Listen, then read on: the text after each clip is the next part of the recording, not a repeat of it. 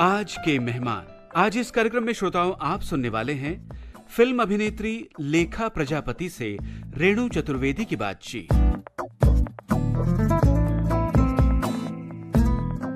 श्रोताओं नमस्कार। आज के मेहमान में हम जिस शख्सियत को लेकर हाजिर हैं, उन्होंने फिल्मी दुनिया में 2016 में कदम रखा, लेकिन क्या उसके पहले कुछ पृष्ठभूमि तैयार हो चुकी थी या किस तरह से इस दुनिया में आई?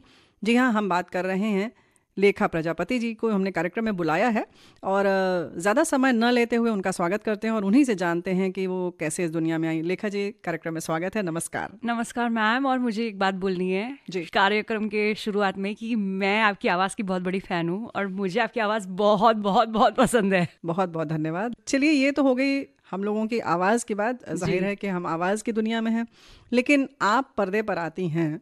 दोस्तों, हम आपको बता दें कि वैसे तो आपने इनको देखा होगा, लेकिन फ़िलहाल आपकी जो कद काठी है और जो सुंदरता है, चेहरा है, वो सब भी बहुत आकर्षक है।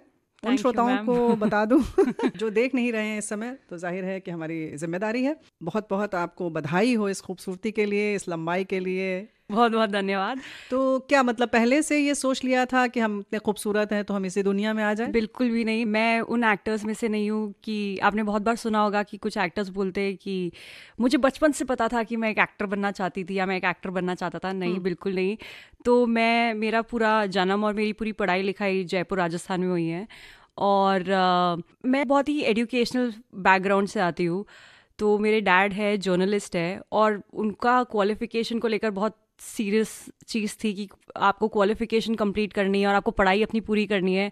और जैसे एक नॉर्मल इंडियन फैमिली में होता है कि ग्रेजुएशन तो कंप्लीट करनी ही लेना चाहिए। तो ऐसा कभी भी कुछ नहीं सोचा था, लेकिन कहते ना कि destiny has its own way. अगर आपको कुछ चीज़ की चाह होती है तो राह अपने आप बनने लगती है, आपको शायद पता नहीं चलता। जी बिल्कुल, ऐसा ही कुछ हुआ है मेरे साथ भी।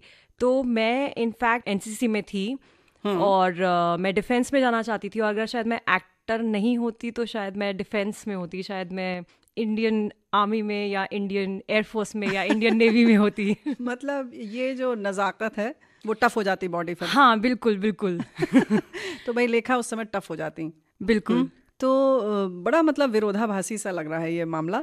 चलिए, लेकिन फिर भी जैसे आपने कहा कि घर में शिक्षा का माहौल था जी। फिर अचानक कैसे हुआ? आपने सपना भी नहीं देखा? वैसे तो हर आम लड़की का सपना यही होता है कि खूब सजे सवरें और फिल्मी दुनिया में आ जाएं, फिर तो क्या बात है, मॉडलिंग कर लें। तो शुरुआत कैसे हुई आपकी?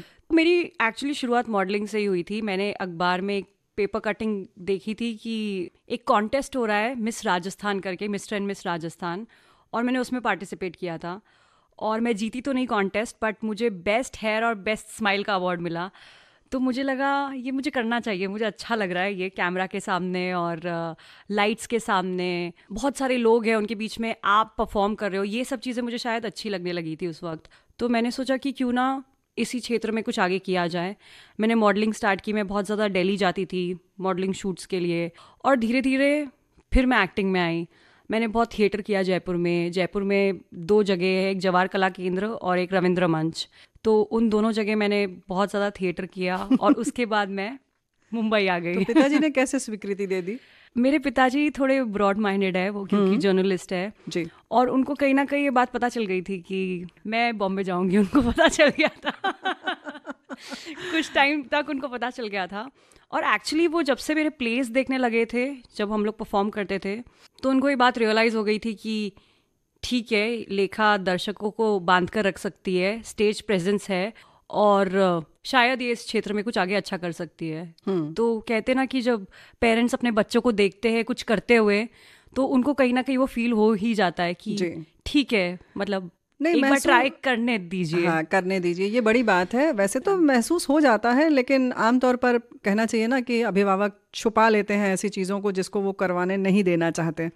लेकिन आपके पत्रकार पिता ने, मतलब वो पारखी नज़र है उनके पास और उन्होंने उसको बखूबी अंजाम दिया। वो पत्रकार है ना, इसलिए उनकी पारखी नज़र है और इसीलिए दुनिया को परखते हैं। तो अपनी बेटी को भी उन्होंने परख लिया और उनको परख लेते हैं अभिभावक, लेकिन मौका नहीं देते हैं। ये अच्छी बात है कि आपके पिता ने मौका दिया। माता का कितना सपोर्ट रहा? दोनों का एक्चुअली बहुत सपोर्ट था और है, और आई थिंक हमेशा रहेगा। और मेरी mummy Mumbai born and brought up है, तो मम्मी के लिए तो बहुत इजी था जी। कि उनको लगा कि ठीक है, मुंबई जा रही है, ये मेरा शहर है, मेरी मौसी भी इधर ही रहती है, तो उनको लगा कि ठीक है, कोई ना कोई है, मतलब अकेले नहीं जा रही है। जी, चलिए शुरुआत करते हैं। वो पहला रैंप वॉक जब आप गई और आपने जो महसूस किया। बहुत अलग फीलिंग है, मतलब मैं डिस्क्राइब भी नहीं कर सकती। बट पहली बार जब मैं शायद रैंप पे चल रही थी, तो जब भी आप एक एज अ मॉडल आप रैंप पे चलते हो, जी। आपके आगे बिल्कुल सब कुछ अंधेरा होता है और सिर्फ आपको कुछ लाइट्स दिख रही होती है जो फोटोग्राफर्स या जर्नलिस्ट क्लिक कर रहे हैं। तो आपको सिर्फ वही दिखता है और आपको नहीं पता चलता कि ऑडियंस में शायद आपके पेरेंट्स बैठे हैं या आपकी कोई बेस्ट फ्रेंड बैठी है। और उस वक्त सारा फोकस आपका यही होता है कि मैं आगे जाऊं, अपना पोज दूं और वापस से आ जाऊं। पर मैं उस वक्त जब चल रही थी, मुझे लगा कि ये चीज़ अच्छी है, मुझे ये करना चाहिए। और ऑल्सो मुझे ऐसा लगा कि कहीं ना कहीं मैं इस चीज़ को लेकर बहुत ज़्यादा कंफर्टेबल हूँ।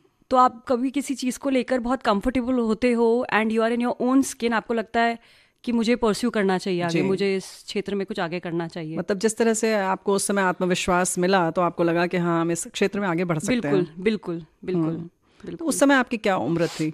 मैं 16.5 साल की थी, 16.5, हाँ 16.5 साल की। फिर उसके बाद सिलसिला चल निकला। जी बिल्कुल, मैं थिएटर करने लगी, मैंने 2-3 साल थिएटर किया और कॉलेज में आते आते तक मैं मुंबई शिफ्ट हो गई। अच्छा जी। तो ग्रेजुएशन कर आई हैं? ग्रेजुएशन जैसे ही किया, ग्रेजुएशन के रिजल्ट का भी वेट नहीं किया, लास्ट एग्जाम दिया और मुंबई। वो सीमा पार करना जरूरी था। वो तो जरूरी ना, इंडियन पेरेंट्स। इंडियन पेरेंट्स आप कह रही हैं, क्या लगता है कि आपके पिता ने जो ये सोचा वो सही है या नहीं करना चाहिए? मुझे लगता है सही है, बिल्कुल सही है, क्योंकि अब मैं समझ पा रही हूँ, क्योंकि basic education is very very important. और ऑल्सो इसलिए नहीं क्योंकि मैं एक ऐसे करियर में हूँ जहाँ पर आपका करियर हर शुक्रवार को बदलता है, बट इसीलिए भी क्योंकि आप जब पढ़ते हैं, आपको एजुकेशन एक वर्ल्ड व्यू देता है और पूरी दुनिया को देखने का एक अलग तरीका देता है। जी। तो वो चीज़ सिर्फ आपको पढ़ाई से ही आ सकती है। और ऑल्सो सिर्फ पढ़ाई से ही नहीं, मैं कहूँगी कि बहुत सारी करिकुलर एक्टिविटीज़ भी होती है जिससे आपको एक ओवरऑल डेवलपमेंट मिलता है और आपको लगता है कि हमारा जो एक पर्सनैलिटी है उसमें एक ओवरऑल डेवलपमेंट आ रहा है। जी हाँ। तो भाई ये सवाल हमने श्रोताओं इसीलिए पूछा था क्योंकि सपना हर कोई देखता है, लेकिन क्या चीज़ें उसके साथ साथ ज़रूरी हैं वो बहुत महत्वपूर्ण है। जैसे कि बताया कि आपने उसके संग संग जो को करिकुलर एक्टिविटीज़ हैं वो किस तरह से हमारे व्यक्तित्व में इजाफा करती हैं और ऐड करती हैं चीज़ों को और बढ़ाती हैं। तो ये सारी चीज़ें ज़रूरी हैं और शिक्षा का तो अपना महत्व है, उसको कोई भी नकार नहीं सकता। न पैसा न करियर, कोई भी चीज़ उसको रिप्लेस नहीं कर सकता। फिर आप मुंबई में जब आई तो कितनी मुश्किल हुई और कैसे मिला आपको काम? बहुत मुश्किल हुई क्योंकि मुझे सिर्फ स्टार्स पता थे। उस वक्त दीपिका का जस्ट आई थिंक डेब्यू हुआ था, दीपिका मैम का, तो मुझे सिर्फ स्टार्स पता थे। मुझे नहीं पता था कि एक फिल्म कैसे बनती है, फिल्म मेकिंग क्या होती है और उसमें कितनी मेहनत लगती है। वो मुझे अब पता चलता है जब मैं खुद फिल्म से आ गई हूँ, और अब मुझे पता चलता है कि कितनी सारी मेहनत लगती है और कितने सारे लोग होते हैं वो 2 घंटे की फिल्म बनाने के लिए, वो 120 मिनट या 135 मिनट की फिल्म बनाने के लिए, या फिर कह लीजिए कि वो 30 सेकंड का एक एड बनाने के लिए एक पूरा, कह सकते हैं एक पूरा विलेज लगता है, एक पूरा गांव लग जाता है वो एक छोटा सा कंटेंट बनाने के लिए। तो मुझे नहीं पता था कि एक कास्टिंग डायरेक्टर क्या होता है, पता था डायरेक्टर क्या होता है, बट मुझे नहीं पता था कि कैसे, हाउ टू आई एंटर। फिर कैसे एंटर किया? तो मैं मुंबई आई तो पहले 1 महीना बहुत ही मुश्किल था। मुझे नहीं समझ में आता था कि मैं किसके पास जाऊँ, कैसे किसके ऑफिस जाऊँ, कैसे इंडस्ट्री में एंट्री हो तो कैसे हो। पर अब मन बना के आई थी कि एंटर तो करना ही है।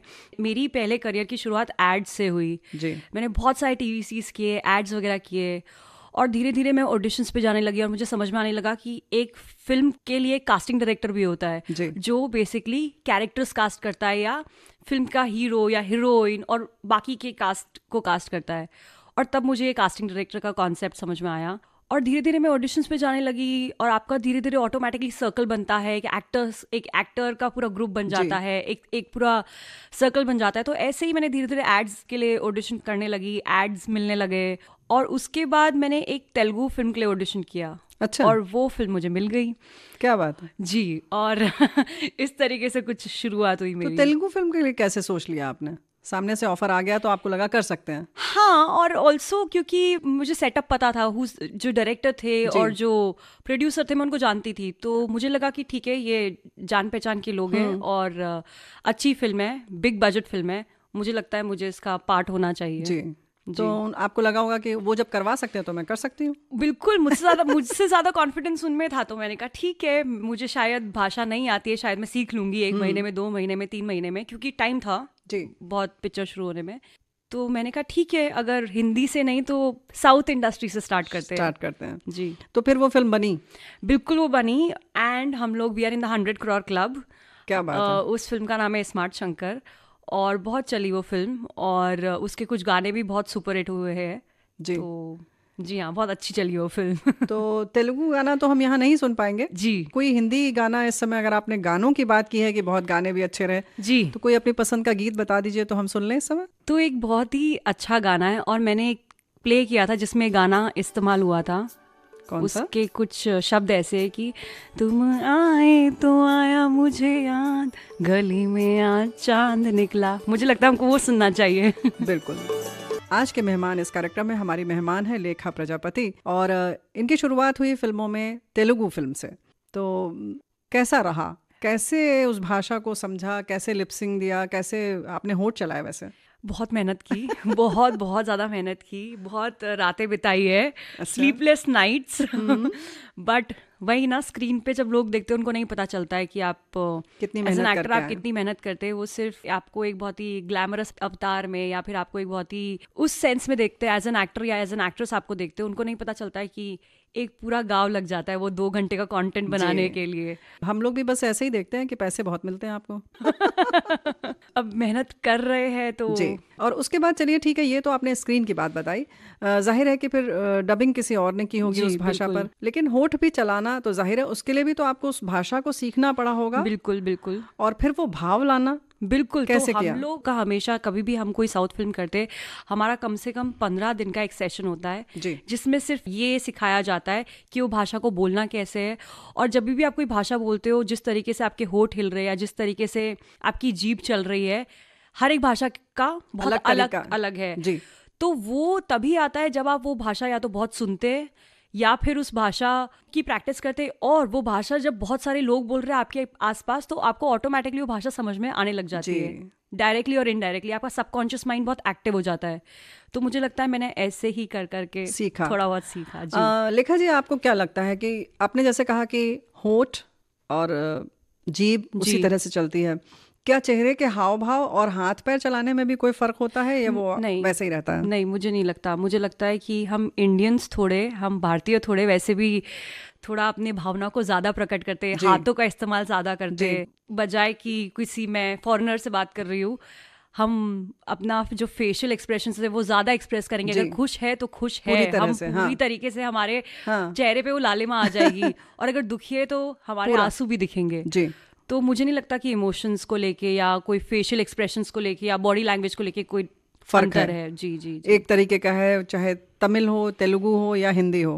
बिल्कुल, क्योंकि आपने तीनों फिल्में की हैं। बिल्कुल, तीनों भाषा की। बिल्कुल बिल्कुल। अच्छा, विदेशियों की तरह नहीं केवल ऐसे कंधे उचका दिए हो गया काम। जी जी जी। मुझे ऐसा लगता है कि अगर किसी को प्यार का इजहार करना है, चाहे वो हिंदी में करे, इंग्लिश में करे, तमिल, तेलुगु, मलयालम में करे, फीलिंग सेम रहेगी। शायद शब्द बदल जाएंगे, लेकिन फीलिंग और जो एक कहने का तरीका है वो बिल्कुल सेम रहेगा। जी। चलिए, ये तो बात हो गई कि सिर्फ होठ और बाकी चीजों का फर्क आता है बोलने में, और उस एक्सेंट को सीखना पड़ता है। जी बिल्कुल। तो दिक्कत तमिल और तेलुगु में अगर हम तुलना करें तो दोनों में से ज्यादा दिक्कत किस में ज्यादा हुई? सबसे ज्यादा दिक्कत तो मुझे मलयालम में हुई। अच्छा।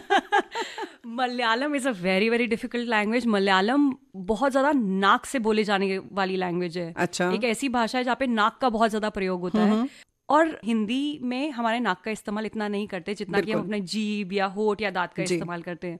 तो वो भाषा बोलने में मुझे बहुत मेहनत लगी, और उसका लिप सिंक भी करेक्ट करने के लिए मुझे बहुत ज्यादा मेहनत लगी। दिक्कत हुई। जी जी जी। वो आई थिंक वो एक सबसे ज्यादा डिफिकल्ट भाषा है। बहुत डिफिकल्ट भाषा है। तो लिखा हुआ तो पढ़ ही नहीं सकते? पढ़ तो नहीं सकते, लेकिन फिर भी आपको समझ में आने लग जाता है एक समय जब आप इस तरह से फिल्में करते हैं। तो भाई हम ये कह सकते हैं कि भाषा को सीखने में और एहसासों को समझने में फिल्मों का बड़ा योगदान है। बहुत ज्यादा है ना जी। और हिंदी कितनी सीखनी पड़ी आपको? हिंदी तो मेरी मातृभाषा है, हम घर में हिंदी में ही बात करते हैं, हिंदी इंग्लिश में। तो हिंदी सीखने में तो मतलब बचपन से वही सुनते आ रहे हैं। फिल्म करने में किस में सबसे ज्यादा मजा आता है, किस भाषा में आपको? हिंदी जी, क्योंकि आपकी मातृभाषा है, और ऑल्सो आप जब एक हिंदी भाषी सेट पे होते हो तो आपको सबकी बातें समझ में आती है। जी। अगर मैं कोई मलयालम फिल्म सेट पे हूँ तो मुझे सिर्फ मेरे टीम की, मेरे मैनेजर की या मेरे जो टीम है उन्हीं की बातें समझ में आती, क्योंकि या तो हम इंग्लिश में बात करेंगे या हिंदी में बात करेंगे, बट हिंदी में ज़्यादा मज़ा आता है। और ऑल्सो एज एन एक्टर मैं हिंदी में इम्प्रोवाइज कर सकती हूँ। अगर मुझे कोई लाइन बदलनी है या कोई शब्द बदलना है, इस शैली में नहीं बोलना है, किसी और शैली में बोलना है, वो मैं कर सकती हूँ। वहाँ मैं इतना नहीं कर सकती, पर मैं भाषा सीखने की कोशिश कर रही हूँ और मैं आशा करती हूँ मैं जल्द कर पाऊंगी। हिंदी फिल्म कौन सी की आपने? मैंने अभिषेक सर के साथ एक फिल्म आई थी, द बिग बुल, जो कि स्कैम के ऊपर थी, हर्षद मेहता 1992। वो फिल्म मैंने उनके साथ की जी। तो जैसे आपने कहा कि कंफर्टेबल महसूस करती हैं आप, लेकिन फिल्म करने में जब शुरुआत की तब कितनी दिक्कत आई? क्योंकि मेरा बहुत ताल्लुकात हमेशा कैमरा के साथ रहा था, मॉडलिंग डेज में भी, और ऑल्सो मैंने बहुत सारे एड्स कर लिए थे, तो मुझे कैमरा फेस करने में कभी भी कोई दिक्कत नहीं आई। मैं बहुत हमेशा से कैमरा के सामने बहुत कॉन्फिडेंट थी, क्योंकि मेरे पास वो 3-4 साल का एक्सपीरियंस था। तो मुझे नहीं लगता है कि कभी भी इतनी दिक्कत आई। सिर्फ थोड़ी बहुत अगर दिक्कत आई साउथ इंडस्ट्री में तो वो लैंग्वेज को लेके आई जी, अदरवाइज। लेकिन कैमरा फेस करना तो आसान था। अभिषेक बच्चन को फेस करना कितना आसान था? वो बहुत अच्छे है सेट पे, मतलब वो बहुत इजी है सेट पे। और जब उनको पता चलता है कि कोई नया एक्टर आया है सेट पे, तो सबसे पहला उनका काम होता है कि वो उसको कंफर्टेबल फील कराए, उसको अच्छा फील कराए, और वो उन्होंने करवाया। मैं आपको एक बात बताती हूँ, जब मैं उनसे पहली बार सेट पे मिली थी तो मैं उनके पास नहीं गई थी, उन्होंने मेरे को आके कहा कि हेलो लेखा, मैं अभिषेक बच्चन हूँ। मैंने कहा सर मैं आपको जानती हूँ। उन्होंने कहा नहीं, फिर भी मेरा एक फर्ज बनता है कि मैं अपने आप को इंट्रोड्यूस करूँ। So he is that humble, he is that down to earth. तो जब आप एक ऐसे कलाकार के साथ काम कर रहे हो तो ऑटोमेटिकली आप आराम से काम कर पाते हैं। बिल्कुल, बहुत आपने खुद बता दिया, बहुत अच्छा किया। नहीं तो मैं श्रोताओं की ओर से पूछने ही वाली थी कि किस तरह से कंफर्टेबल फील कराते हैं। नहीं, वो बहुत इजी टू वर्क विद है, और मैं चाहूंगी कि मैं उनके साथ और भी बहुत सारी फिल्में करूं। इंशाल्लाह हम भी यही चाहेंगे कि और भी बड़े बड़े आर्टिस्ट के साथ आप काम करें। अगर बाकी हम इंडस्ट्री की बात करें तो सबसे ज़्यादा अच्छा फिर आपको, ये तो हिंदी चलिए हो गई, उसके बाद मैं कहूँगी तेलुगु, क्योंकि वो बहुत कुछ हिंदी से मिलती जुलती है, और उसकी जो तेलुगु के शब्द है वो बहुत कुछ, जैसे कि अगर मेरे को हिंदी में बोलना है कि मैं आपसे प्यार करती हूँ, तो तेलुगु में मैं ऐसे बोलूँगी कि नेनु निन्नु प्रेमिस्तु नानु। तो उसमें वर्ड प्रेम यूज़ हो रहा है, प्रेमिस्तु नानु, मतलब मैं तुमसे प्यार करती हूँ। तो बहुत सारे हिंदी संस्कृत के वर्ड्स है, तो मुझे बहुत आसानी होती है वो भाषा समझने में। लेकिन खुद आपकी क्या योजना है आगे? अभी मेरी एक फिल्म रिलीज़ हुई है, मलयालम फिल्म। तो मैं अपने श्रोतागण से ये गुजारिश करूंगी कि जितने भी लोग केरला में रह रहे हैं और मुझे भी सुन रहे हैं, इस 10 दिसंबर 2021 को हमारी फिल्म रिलीज़ हुई है, मेरी फिल्म रिलीज़ हुई है शानम, जो कि एक हॉरर थ्रिलर फिल्म है, और बहुत अमेजिंग फिल्म है और आपको बहुत मज़ा आएगा। बहुत अच्छे गाने हैं, बहुत अच्छे विजुअल्स है, और बहुत ही अच्छी स्टोरी लाइन है, बहुत अच्छा कॉन्सेप्ट है। और शानम के शूटिंग के समय के कोई वाकया आप बताना चाहेंगे? तो हमने पूरी शूटिंग कोच्चि में की। अच्छा। और कोच्चि बहुत सुंदर है, बहुत बहुत बहुत सुंदर। क्या मॉलडीव्स, क्या दूसरी चीज़ें, मतलब इतना बहुत सुंदर है। और इतना सुंदर है कि मैंने मेरे डैड को कॉल करके बोला कि मुझे लगता है कि हमें यहाँ पे घर खरीद लेना चाहिए। उन्होंने कहा तुम जल्दी से मुंबई आ जाओ। कोच्चि का रंग चढ़ गया है तुम पे लेखा। इतना सुंदर है जी, बहुत बहुत सुंदर है। वहाँ के पेड़, वहाँ की हवा, बहुत क्लीन सिटी, पोल्यूशन बहुत कम है, ना के बराबर। और ऑल्सो वहाँ के लोग बहुत अच्छे, बहुत हम्बल है, वेरी डाउन टू अर्थ, बहुत वेलकम करते हैं आपको अपने घर में। आपको अपने घर पे बिठा के नीचे वो बनाना लीफ पे खाना खिलाएंगे। जी, जी। आपको इडली, डोसा, सांबर सब कुछ देंगे। तो मुझे तो बड़ा मजा आया। हाँ, बस खाने की बात आई तो लेखा जी को पसंद आया होगा, क्योंकि पहले ही इन्होंने कह दिया कि इनको खाना बहुत पसंद है। वो तो है। ये बताइए कि कुछ जो कहते हैं आमतौर पे साउथ इंडियन जो फिल्में होती हैं उनमें जो ज़्यादा एक्सपोजर होता है, कपड़ों का जो तरीका होता है, वो कितना आपको कंफर्टेबल लगता है? बहुत ज़्यादा कंफर्टेबल, क्योंकि जितनी भी मैंने फिल्में की है उसमें मैंने सब में साड़ी पहनी है जी। तो मुझे तो साड़ी पहनना बहुत पसंद है जी। आपको भी मुझे देख के नहीं लग रहा होगा, क्योंकि मैं श्रोताओं को बता दूं मैंने जीन्स और टॉप पहन रखा है। तो आपको ऐसा लग नहीं रहा होगा कि मैं साड़ी पहन सकती हूँ, पर मुझे साड़ी पहनना आता है और मुझे साड़ी पहनना बहुत पसंद है। और ऑल्सो मेरी मम्मी कहती है कि तुम सबसे अच्छी साड़ी में लगती हो। तो मैं बहुत कंफर्टेबल थी साड़ी में, मुझे कभी भी कोई दिक्कत नहीं हुई। चलिए, आपने वैसे कपड़े के बारे में तो बता दिया, लेकिन लेखा को भोजन में क्या पसंद है? मैं तो नॉर्थ इंडियन हूँ, तो मुझे तो खाना बहुत पसंद है, और मुझे हमारे जो राजस्थान का खाना है, दाल बाटी चूरमा जी। और मिर्ची का कूटा, वो आई लव, मुझे बहुत बहुत बहुत ज़्यादा पसंद है। और बहुत लोग कहते हैं कि घी नहीं खाना चाहिए, या एक्टर्स घी नहीं खाते, या मॉडल्स घी नहीं खाते हैं, जी।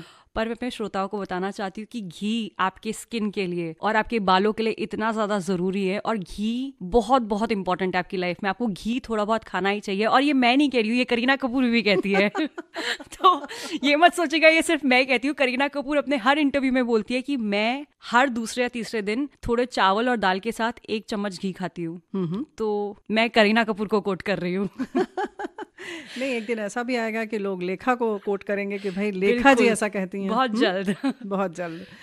भाई खाने की बात हो गई, मिर्च मसाला पसंद है, जी। नॉर्थ इंडियन है तो खाना ही बहुत पसंद है जी। अपने आप में। दोस्तों हम बात कर रहे हैं लेखा प्रजापति से, और इन्होंने कुछ फिल्मों में काम किया है, अलग अलग भाषा में भी और हिंदी में भी। किस फिल्म का जिक्र करना चाहेंगी, या आप किसका जिक्र करना चाहती हैं यहाँ पर? तो मैंने अभी रिसेंटली एक वेब शो किया है, एक नेशनल अवार्ड विनर है नागेश कुकनूर जी, उनके साथ, जिसका नाम है सिटी ऑफ ड्रीम्स 2, जो कि डिज्नी हॉटस्टार पे आउट हुआ है, और हमको बहुत अच्छी IMDb रेटिंग्स मिली है। हमें 8.7 IMDb रेटिंग मिली है, और पूरे शो को बहुत सराहना मिली है जी।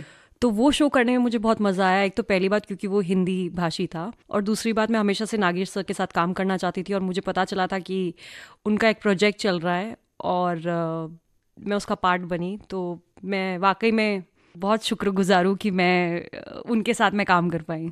आपका क्यों सपना था कि नागेश जी के साथ काम करें? मैंने उनकी एक फिल्म देखी थी डोर, जिसमें आयशा टाकिया है, जो कि राजस्थान के ऊपर बेस्ड है। एक राजस्थान की एक सिंपल सी महिला है जिसका हस्बैंड पता नहीं कहाँ गया हुआ है, उसके ऊपर बेस्ड है। और जब वो मैंने फिल्म देखी थी, मुझे लगा था कि उनका सेंस ऑफ फिल्म मेकिंग बहुत अच्छा है, और मुझे लगा था कि इस डायरेक्टर के साथ मैं एक्चुअल में काम करना चाहती हूँ। क्या बात है।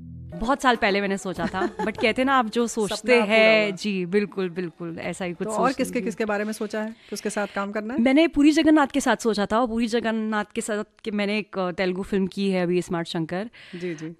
मैंने एक शो किया था जिसमें रोहित शेट्टी और करण जौहर मुझे जज करते थे, जिसका नाम था इंडियाज नेक्स्ट सुपरस्टार्स जी। तो मोस्टली मैंने बहुतों के साथ काम कर लिया है। तो यानी कि आप जो सोचती हैं वो पूरा हो जाता है? कोशिश करती हूँ कि पूरा हो जाए। लेकिन जैसे आपने कहा ना कि हम जो सोचते हैं वो हो जाता है, इस पर कितना विश्वास है आपको? बहुत ज्यादा विश्वास है, और मुझे ऐसा लगता है कि एक वो लाइन है, कहते हैं कि विचार बनाए दुनिया। आपकी दुनिया आपके विचारों से बनती है। आप जो सोचते, आप जो महसूस करते, जिन लोगों के साथ आप घिरे हुए रहते, जिस तरीके की आप बातें करते, वही आपकी लाइफ को डिस्क्राइब करता है, और वही आपकी लाइफ में होता है। और एक कॉन्सेप्ट है लॉ ऑफ अट्रैक्शन, जिसको मैं बहुत फॉलो करती हूँ, जो कि हमारे जो पुराणों में या हमारे महाभारत या रामायण में ये चीज पहले ही, बहुत साल पहले ही बता दी गई है कि आप कर्म करते जाओ, ज्यादा फल की चिंता मत करो। तो मुझे लगता है ये बात बिल्कुल सही है। और लॉ ऑफ अट्रैक्शन जो है वो ये है कि जो आप चाहते हैं वही आपके पास आता जो है। आप सोचते रहते हैं, जिसके बारे में आप सोचते रहते हैं, या आकर्षित होता है आपकी बिल्कुल तरफ। बिल्कुल मैम, आप तो जानते हैं इसके बारे में। बिल्कुल। आप फॉलो करते हैं?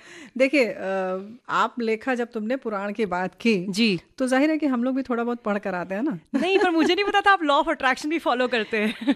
क्योंकि एक छोटा बच्चा, अगर बहुत छोटे बच्चे जो होते हैं, जिनको हम सब जानते हैं, चूंकि हम हिंदुस्तान से हैं, तो हम लोग कहते हैं बच्चे जो होते हैं भगवान का स्वरूप होते हैं जी। क्यों हमें उन्हें देखकर खुशी मिलती है? क्योंकि वो खुशी से भरे हुए हैं। उनके अंदर कुछ भी मलिनता नहीं है, कुछ भी दुख नहीं है, क्लेश नहीं है, वो खुश हैं, है ना? या प्यार उनके में भरा हुआ है, तो उनको जब हम देखते हैं तो प्यार आता है, क्योंकि वो प्यार से भरे हुए हैं। तो वो ही प्यार आकर्षित करता है हमको भी और उनको भी, दोनों तरफ से होता है। बिल्कुल। तो जाहिर है कि ये बस समझने की जरूरत है, होता सबके साथ है।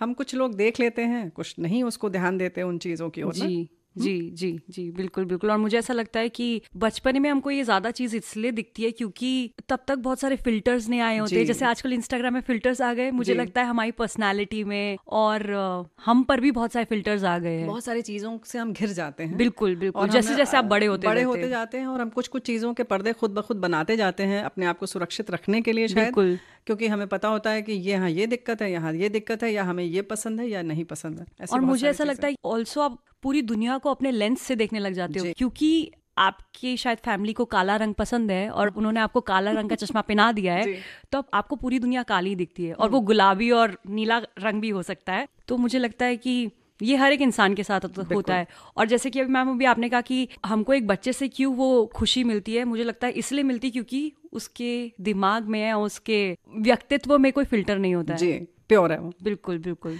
जैसे जैसे समझदार होते जाते हैं हम, वैसे ही नजरिया हमारा बदलता जाता है। और मुझे ऐसा भी लगता है कि हर एक व्यक्ति का जो जैसे जैसा अनुभव होता है, जो जो उसका पास्ट एक्सपीरियंस होता है, वो वैसा वैसा ही फ्यूचर में देखने लगता है, क्योंकि उसके साथ एक पास्ट में ऐसी कोई चीज हुई होती है, तो उसको लगता है कि शायद ऐसा ही होगा जी।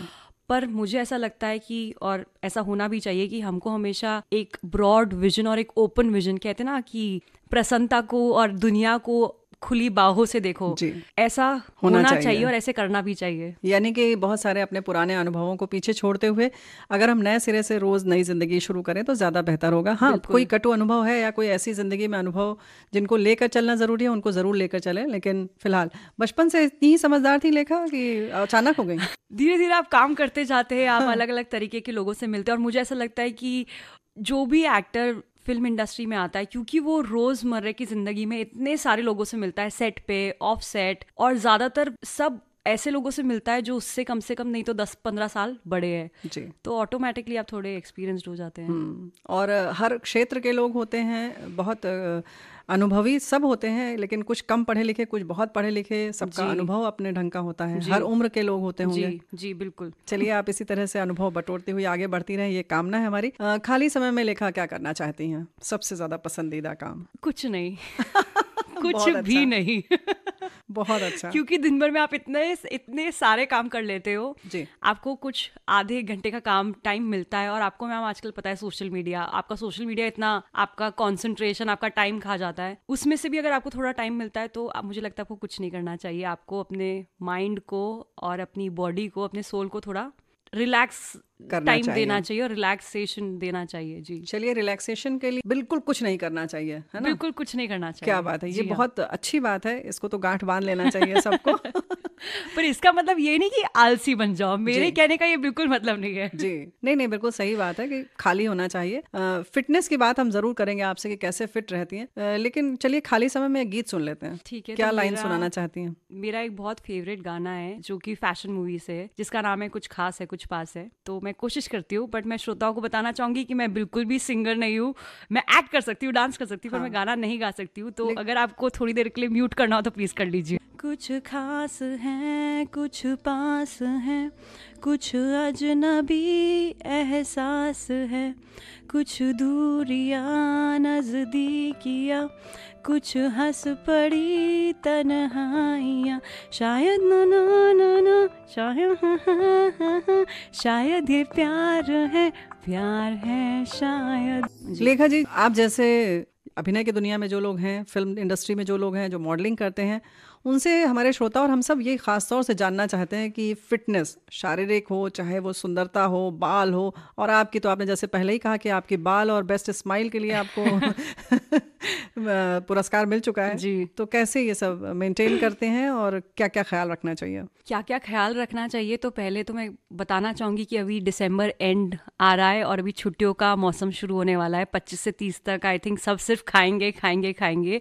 पर मुझे ऐसा लगता है छोटे छोटे लाइफस्टाइल चेंजेस करने से, कुछ बहुत मेजर नहीं, ये नहीं कि आप रोज जिम जाओ और 2 घंटे एक्सरसाइज करो, बट अगर खाने में अभी थोड़ा नींबू ऐड कर सकते हैं तो नींबू बहुत अच्छा होता है। अगर आप अपनी दाल पी रहे हो उससे पहले अगर आपने थोड़ा नींबू डाल दिया और थोड़ा उस पर घी डाल दिया, ये छोटे छोटे चेंजेस। अगर आप फोन पे बात कर रहे हैं, जो कि अमूमन बहुत सारे लोग आजकल करते ही रहते, तो वॉक एंड टॉक, मतलब बातें करते रहिए और चलते भी रहिए। इससे आपकी वॉकिंग भी हो जाएगी और ऑल्सो आपकी बात भी हो जाएगी। सो 2 in 1। तो ये सब छोटी छोटी चीजों का ध्यान रखना है। और portion control is very important. हम लोगों को कभी भी ये चीज नहीं सिखाई गई है कि एक प्लेट में खाना लेना कितना है, कितना डालना है, कितना नहीं डालना है। और बहुत सारे लोग ऐसा बोलते हैं कि हमारे दादाजी तो कोई डाइट फॉलो नहीं करते थे, तो वो क्यों नहीं मोटे हुए, या हमारे नाना जी तो क्यों नहीं। पर अगर आप दादा और नाना जी का लाइफस्टाइल देखिए तो आपको पता होगा कि 8 बजे 2 रोटी, दैट्स इट। तो उनका एक बहुत फिक्स शेड्यूल है। तो मुझे लगता है हमको एक जो खाना खाने का टाइम है वो भी फिक्स होना चाहिए, वो बहुत इंपॉर्टेंट है। और ऑल्सो आपकी बॉडी को पता होता है कि ठीक है, इस समय में अभी खाना आने वाला है और मुझे इसको डाइजेस्ट करना है, विच इज वेरी इंपॉर्टेंट। तो ये छोटी छोटी चीजें जो कि जी जो कि पहले से आई थिंक सबको पता है, बट बस ध्यान रखने की जरूरत है।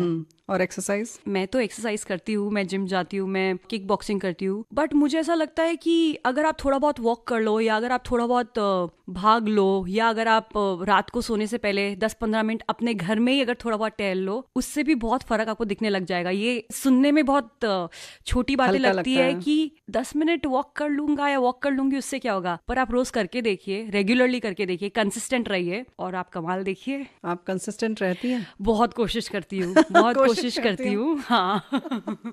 क्योंकि फिल्म सेट पे बहुत बार टाइम नहीं मिल पाता है कि आप वर्कआउट करें, और हमारा जॉब ऐसा है कि आप बहुत फिजिकली ड्रेन हो जाते हैं, तो कभी कभार नहीं कर पाती हूँ, बट कोशिश करती हूँ कि 30 में से 20 से 25 दिन में मैं वर्कआउट करूँ। इस इंडस्ट्री में आने के बाद सबसे ज्यादा मिस क्या करती हैं? खाना।